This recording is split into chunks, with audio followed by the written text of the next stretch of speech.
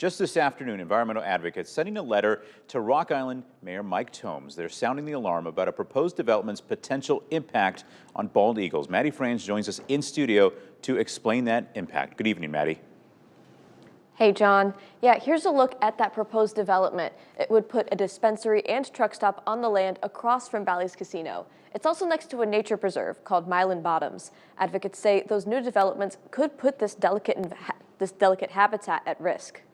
Since the plan was announced in August, the city of Rock Island has been working to get this site ready for a dispensary and truck stop. It hired engineers and found that the lot is outside the floodplain, but not everyone is so enthusiastic. We're not necessarily against development here. We're just concerned about the types of development and where it's occurring. Kelly McKay has been monitoring bald eagles for more than 40 years. He's conducted studies of this area for the Army Corps of Engineers. On any given night, we had 600 to 800 eagles a night roosting in here. Night roosts are spots bald eagles use to rest during winter nights. McKay says it's how they conserve energy, which is vital to their survival. And the one next to the proposed development is the largest roost documented in the lower 48 states. Any truck stop I've ever seen, it's lit up like a Christmas tree, and it's going 24/7. And so that will be very disruptive to the eagles night roosting in here. He says all that light and noise could drive eagles away. We know that the citizens of the Quad Cities love their eagles. The question is,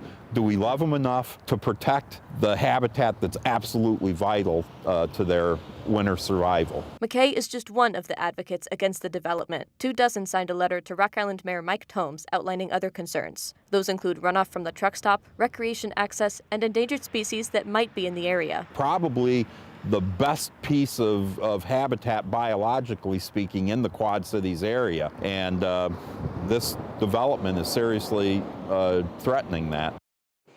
Now, in response to the letter, the city says it values its bald eagle population. It plans to preserve access to recreation and may add walking paths and a boat launch. Money generated from the new developments could fund that. It says the 10-acre site is not wetland and is outside the floodplain. And some of the issues raised are too early in the project to address. And Maddie, now this project was first introduced back in August, so why does it seem at least that we are only now hearing about this? Yeah, so this isn't actually the first time advocates like McKay have brought their concerns to the city. He says a small group met with city planners in late October, but when they asked to meet with the city and the developer, he claims the group was brushed off. In the city's response to the letter, it says Mayor Bottoms and the city manager will be reaching out to the advocates to meet in person and address some of their concerns. John? All right, Maddie, thank you. And you can read the full letter from those advocates and the city's response on our website, WQAD.com.